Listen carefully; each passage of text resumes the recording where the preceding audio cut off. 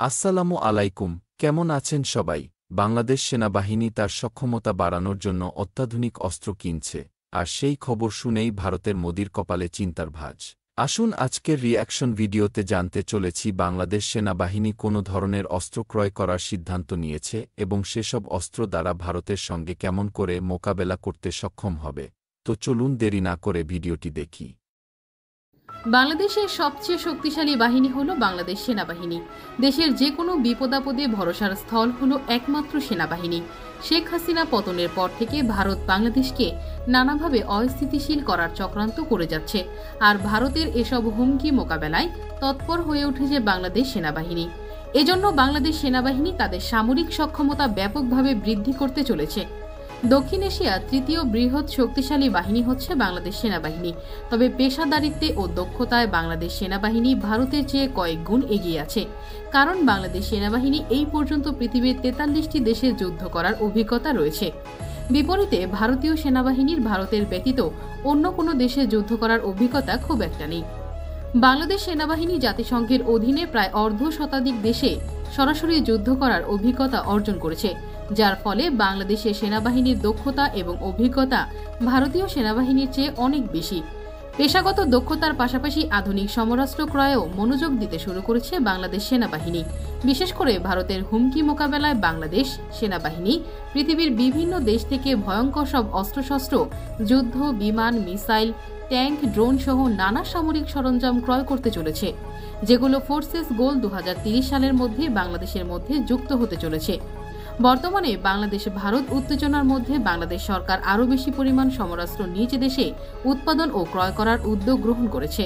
তো চলুন একটু জেনে নেওয়া যাক বাংলাদেশ সেনাবাহিনীর ভারতের বিরুদ্ধে নিজেদের প্রতিরক্ষা ব্যবস্থা শক্তিশালী করতে কি কি অস্ত্র ভবিষ্যতে ক্রয় করার উদ্যোগ গ্রহণ করেছে।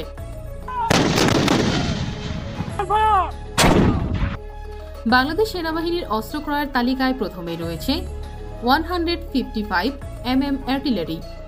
আর্টিলারি বা গোলন্দাজ ইউনিটকে রণাঙ্গনের বিধাতা বলা হয়। আর্টিলারি হলো যে কোনো যুদ্ধক্ষেত্রের গেম চেঞ্জার, কারণ আর্টিলারি দিয়ে যে কোনো যুদ্ধের মোড় ঘুরিয়ে দেওয়া সম্ভব। বলা হয়ে থাকে যে দেশের আর্টিলারি সক্ষমতা যত বেশি, সে দেশের যুদ্ধ জয়ের সম্ভাবনায় তত বেশি। বাংলাদেশের সাথে ভারতের 4246 কিলোমিটার সীমান্ত রয়েছে, আর ভারতের সাথে এসব সীমানার বেশিরভাগই সমতল ভূমি, আর এই রকম সমতল ভূমির যুদ্ধক্ষেত্রে আর্টিলারি গুরুত্বপূর্ণ ভূমিকা পালন করবে। বর্তমানে বাংলাদেশে সর্বমোট 21টি আর্টিলারি রেজিমেন্ট রয়েছে। বাংলাদেশ সেনাবাহিনী তাদের সক্ষমতা বৃদ্ধির জন্য যুক্তরাষ্ট্রের তৈরি 155 mm আর্টিলারি কিনতে টেন্ডার দিয়েছে। যুক্তরাষ্ট্রের তৈরি আর্টিলারির বিশেষ বৈশিষ্ট্য হচ্ছে এটি খুব সহজে হেলিকপ্টারে করে এক স্থান থেকে অন্য স্থানে নিয়ে যাওয়া যায়, যার ফলে যুদ্ধকালীন সময়ে বাংলাদেশ সেনাবাহিনীর সদস্যরা এই আর্টিলারিগুলো এক স্থান থেকে অন্য স্থানে সরিয়ে নিয়ে যেতে পারবে।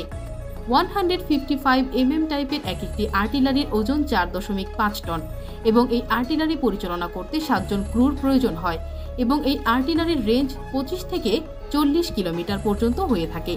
তবে বাংলাদেশ যুক্তরাষ্ট্র থেকে কতটি আর্টিলারি ক্রয় করতে যাচ্ছে সেটি এখনও অজানা। বাংলাদেশ সেনাবাহিনীতে এমন আর্টিলারি সিস্টেমের ব্যাপক চাহিদা রয়েছে। আন্তর্জাতিক সামরিক শক্তি র্যাঙ্কিং সংস্থা গ্লোবাল ফায়ার পাওয়ার জানিয়েছে বাংলাদেশ সেনাবাহিনী প্রায় 2 রেজিমেন্ট অর্থাৎ 28টি আর্টিলারি গোলাবারুদ সহ ক্রয় করতে চলেছে। আশা করা যাচ্ছে আগামী 6 মাসের মধ্যে এই আর্টিলারিগুলো বাংলাদেশ সেনাবাহিনীর বহরে যুক্ত হবে। বাংলাদেশের এই আর্টিলারিগুলো অনেক বেশি অত্যাধুনিক এবং শক্তিশালী। এই আর্টিলারিগুলোকে প্রতিরোধ করার মতো সক্ষমতা বর্তমানে ভারতের হাতে নেই, কারণ বর্তমানে ভারত নিজেদের তৈরি আর্টিলারি নিজেরাই ব্যবহার করছে। তবে ভারতীয় আর্টিলারিগুলো খুবই নিম্নমানের, আর এই আর্টিলারিগুলোর মান নিয়ে খোদ অসন্তোষ রয়েছে ভারতীয় সেনাবাহিনীর ভেতরেই। বাংলাদেশের সাথে যুদ্ধক্ষেত্রে ভারতীয় এই আর্টিলারিগুলো খুব একটা কাজে আসবে না। যুক্তরাষ্ট্র থেকে বাংলাদেশের কেনা আর্টিলারিগুলোর কাছে ভারতীয় আর্টিলারিগুলো খেলনার পুতুল মনে হবে। আর্টিলারির মাধ্যমে এলোপাতারিভাবে একসাথে অনেক গোলা নিক্ষেপ করা যায় বলে এটি শত্রুর মধ্যে ভীতি ও মানসিক চাপ তৈরি করতে পারে। আর্টিলারিগুলো আক্রমণগুলি প্রায় শত্রুর মনোবল ভেঙে চূর্ণ বিচূর্ণ করে দেয়। বাংলাদেশ সেনাবাহিনীর আরেকটি কৌশলগত অস্ত্র হচ্ছে অ্যাম্ফিবিয়াস ট্যাঙ্ক। সম্প্রতি বাংলাদেশের সেনাবাহিনীর চীন থেকে 54টি অ্যাম্ফিবিয়াস ট্যাঙ্ক অর্ডার দিয়েছে। এই ট্যাঙ্কগুলোর জলে এবং স্থলে উভয় জায়গাতেই চলাচল করতে পারে। চীনের টাইপ 8103 মডেলের উভচর এই ট্যাঙ্কটি তীব্র স্রোতের মধ্যেও অনায়াসে চলতে পারে। বাংলাদেশ নদীমাতৃক দেশ হওয়ার কারণে এই ধরনের ট্যাঙ্কগুলো বাংলাদেশের জন্য অধিক উপযোগী। ভারত বাংলাদেশের মধ্যে যুদ্ধ হলে ভারত শুরুতেই বাংলাদেশের যোগাযোগ ব্যবস্থা ভেঙে দিতে চাইবে। এজন্য তারা বাংলাদেশের ব্রিজ, সেতু, কালভার্টের ওপর হামলা চালাতে পারে। কিন্তু বাংলাদেশের উভচর ট্যাঙ্কগুলো নদী, নালা, খাল, বিল সব জায়গাতেই চলতে পারে বলে খুব সহজেই এই ট্যাঙ্কগুলো যুদ্ধক্ষেত্রে ব্যবহার করা যাবে। টাইপ 8103 মডেলের উভচর ট্যাঙ্কগুলোর মাটিতে ও জলে সমানভাবে যুদ্ধ করতে সক্ষম। এই ট্যাঙ্কে রয়েছে 105 মিলিমিটার মেইন গান, 12.5 মিলিমিটার সেকেন্ডারি গান এবং anti tank missile firing capability. তাছাড়া বাংলাদেশ সেনাবাহিনীর অস্ত্র ক্রয়ের ক্ষেত্রে বেশ দক্ষতার পরিচয় দিয়েছে।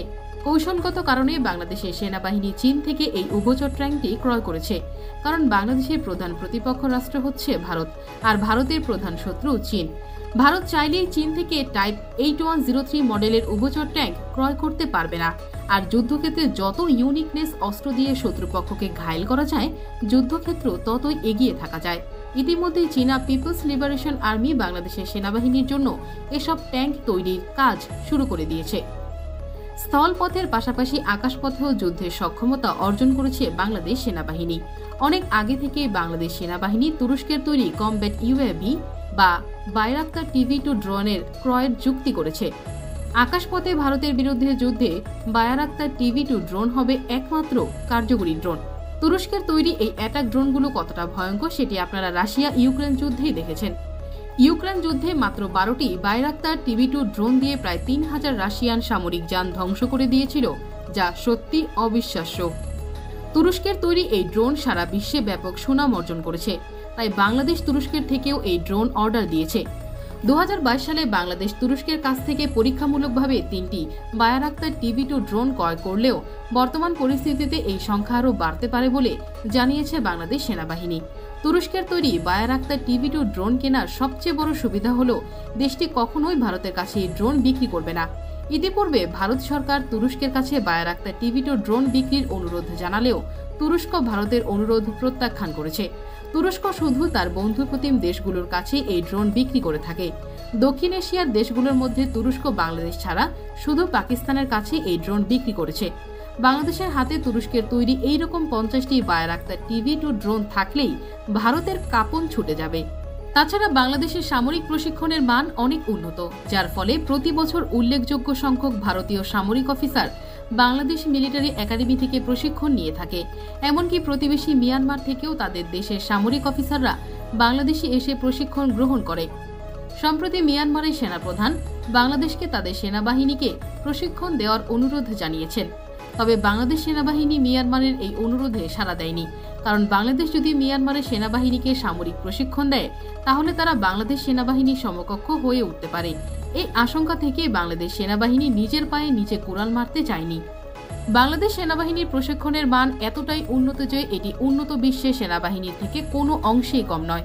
এছাড়া Bangladesh institute of piece support operation training centre থেকে পৃথিবীর 52টি দেশের সেনা অফিসাররা প্রশিক্ষণ গ্রহণ করে থাকে, যার মধ্যে রয়েছে ভারত, শ্রীলঙ্কা, নেপাল, যুক্তরাষ্ট্র, Kenya, Malaysia, Indonesia, Pakistan, Ghana সহ পৃথিবীর বিভিন্ন দেশ। মূলত জাতিসংঘের অধীনে বিশ্বের যত দেশের সেনারা দায়িত্ব পালন করে তাদের প্রশিক্ষণ প্রদান করে বাংলাদেশ সেনাবাহিনী। পেশাগত দিক থেকে বাংলাদেশ সেনাবাহিনী ভারতীয় সেনাদের থেকে অনেক বেশি চৌকস এবং দক্ষ। তো বন্ধুরা, আপনার কি মনে হয় বাংলাদেশের দেশপ্রেমিক সেনাবাহিনীকে ভারতীয় আগ্রাসন রুখে দিতে পারবে? আপনার মূল্যবান মতামত জানান আমাদের কমেন্ট বক্সে। দেখা হবে পরবর্তী কোনো ভিডিওতে। সে পর্যন্ত ভালো থাকুন, সুস্থ থাকুন। আল্লাহ হাফেজ।